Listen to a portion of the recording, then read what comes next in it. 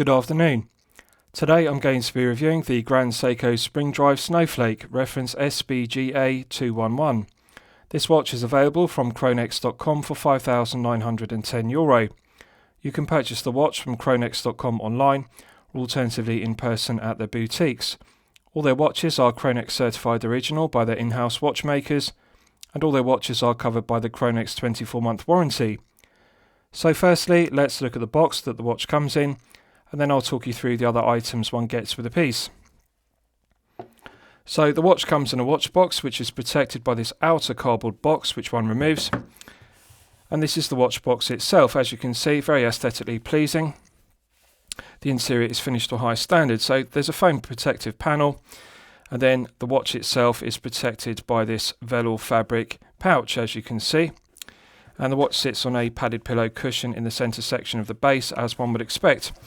So very nice presentation, and immediately one gets the impression that the Grand Seiko Spring Drive Snowflake is a high quality piece.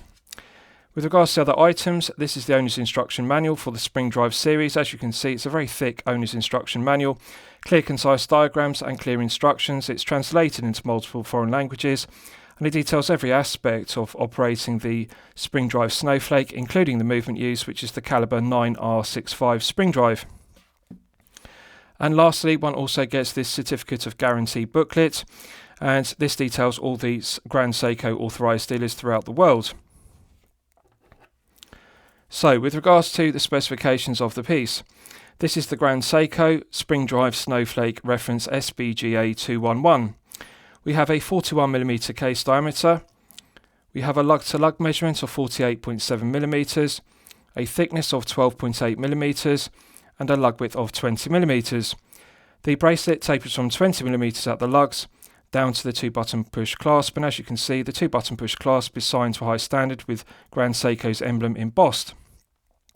Good foam resistance to the 2-button push triggers, and the interior is finished to a flawless standard, as one would expect.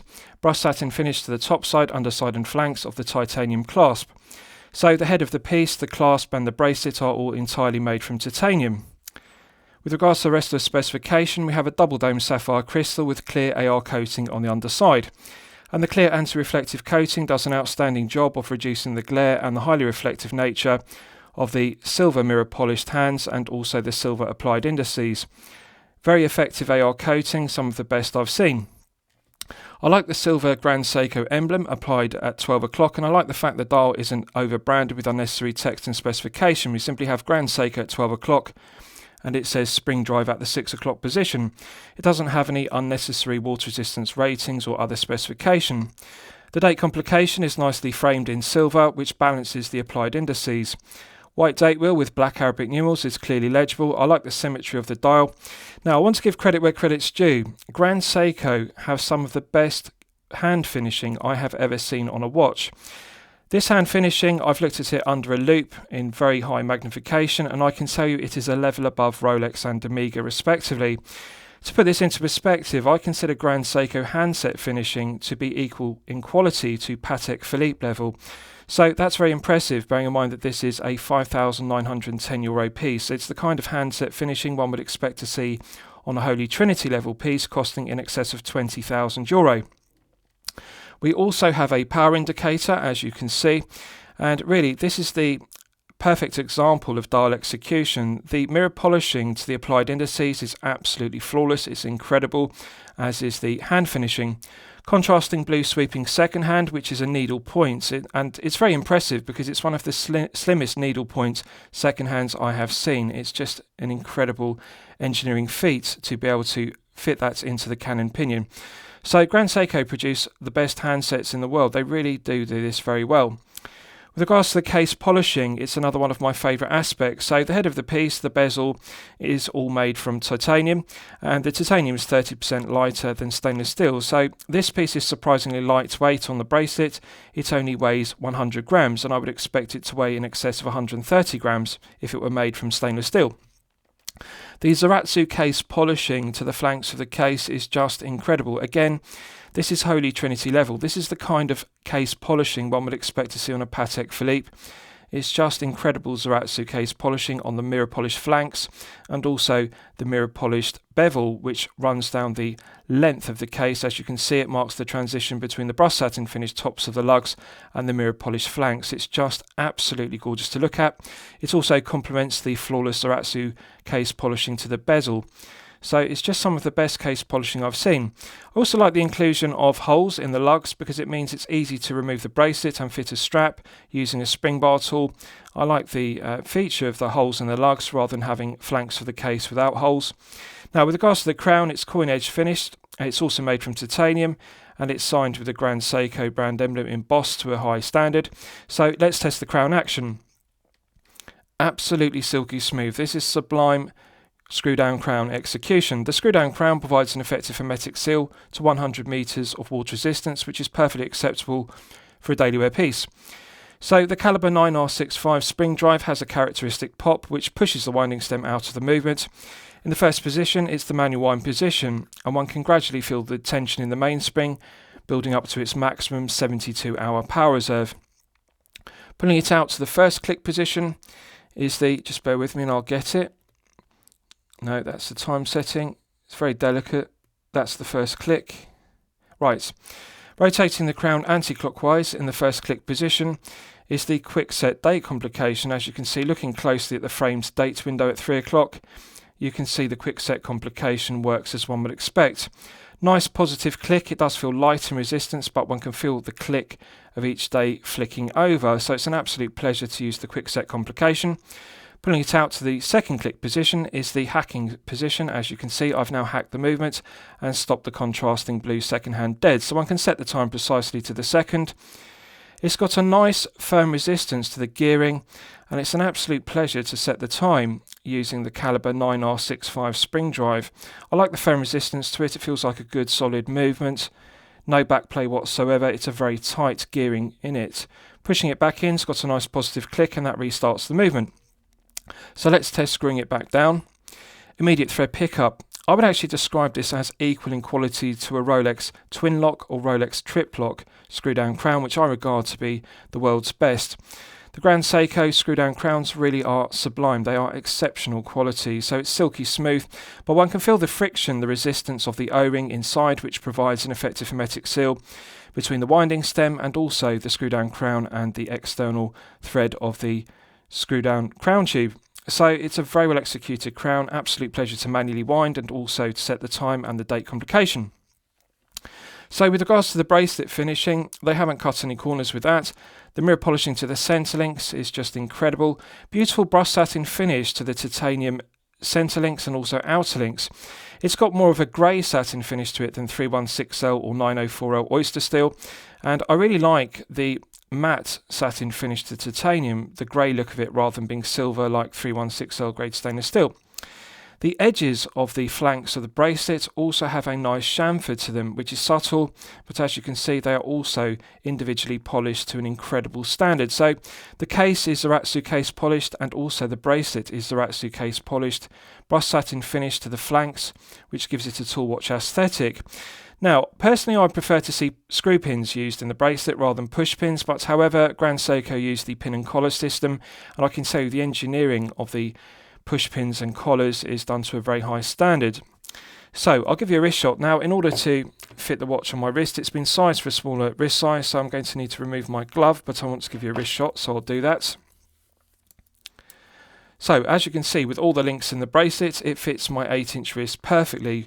So this will fit up to an 8-inch wrist with no difficulties whatsoever, but of course I like to wear my bracelets loose, and therefore I would personally add an additional link so that I could fit an index finger underneath the bracelet and clasp at all times.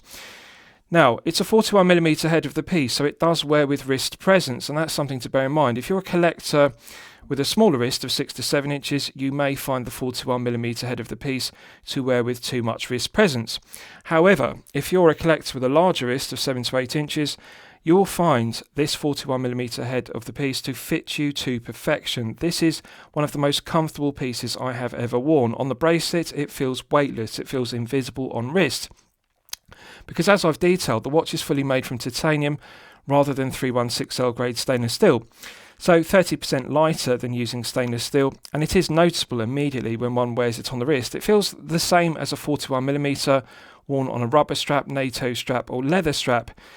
The bracelet, being made from titanium, feels invisible, and it's just incredibly comfortable due to the flat sapphire crystal in the screw-down exhibition caseback.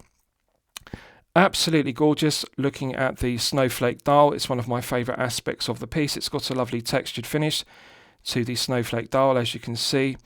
It's just absolutely gorgeous. Grand Seiko produced some of the best dials in the world. It really is just incredible, the snowflake finish to it. I love the way it catches the light. It looks exactly like Arctic snow, so they've done a great job with it. I also like the minute 6 of the chaptering, fully indexing the minutes.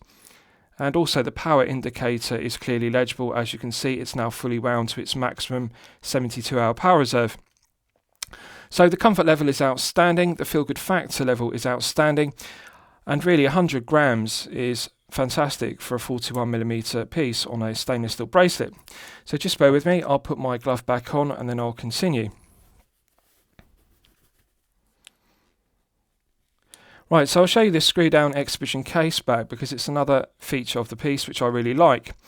It does a good job of displaying the movement, which is the caliber 9R65 spring drive movement.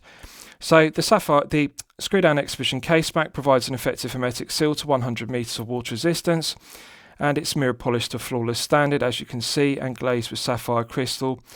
Absolutely gorgeous. Now this is a brand new unworn 2021 piece, so it still has the protective film on the exhibition case back, but you can see through it.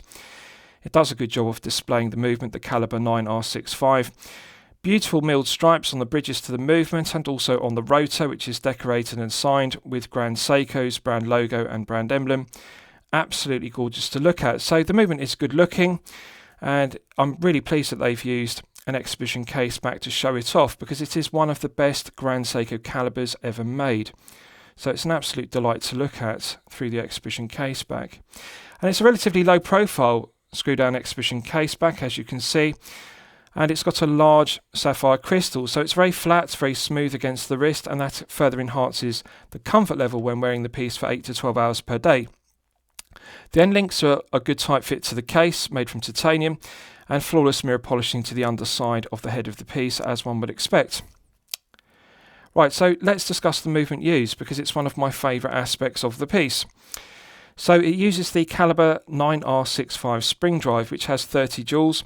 It has hand binding and hacking, which is used for complications, and a very impressive 72-hour power reserve, which is 3 days.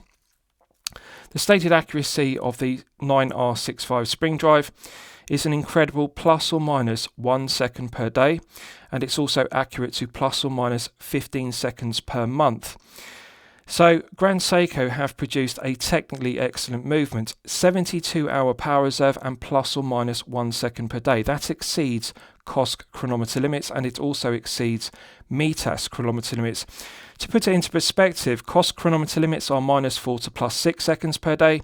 METAS master chronometer limits are 0 seconds to +5. This exceeds both COSC and METAS, plus or minus 1 second per day. That is something that Omega cannot do.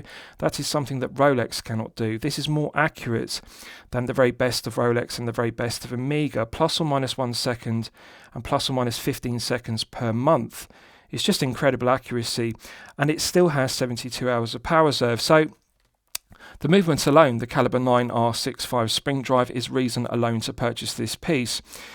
I absolutely love it. I think this is one of the greatest Grand Seiko calibers ever made. There are no negatives to it whatsoever. It's reliable, it's accurate, the quality control is outstanding, the build quality is outstanding, accuracy is outstanding, everything about it. So, lastly, I'll summarise the piece. What do I think of it overall? Well, when I'm considering reviewing a watch on my channel, the watch should meet 2 criteria. It should be both excellent quality and excellent value at the respective price point. So the price point is €5,910. Yes, this is unquestionably excellent quality, and yes, it is unquestionably excellent value for €5,910. The movement alone justifies the price point of €5,910. The Snowflake dial is exceptional. The quality of the handset finishing is exceptional, as is the Zaratsu case polishing. This is the perfect daily wear piece personified. If you like 41mm pieces, if you like watches to have wrist presence, but you're looking for comfort level, the 100 grams, because it's made from titanium, is perfection. No negatives whatsoever. This is one of the greatest Grand Seiko pieces ever made. I absolutely love the spring drive Snowflake. The Snowflake dial is just sublime. Zaratsu case polishing and the movement, the 9R65 spring drive. So I'm going to highly recommend it to you for your consideration. I hope you've enjoyed my review of the Grand Seiko spring drive Snowflake, reference SBGA211. Please feel free to post your own comments below the video. Thank you very much.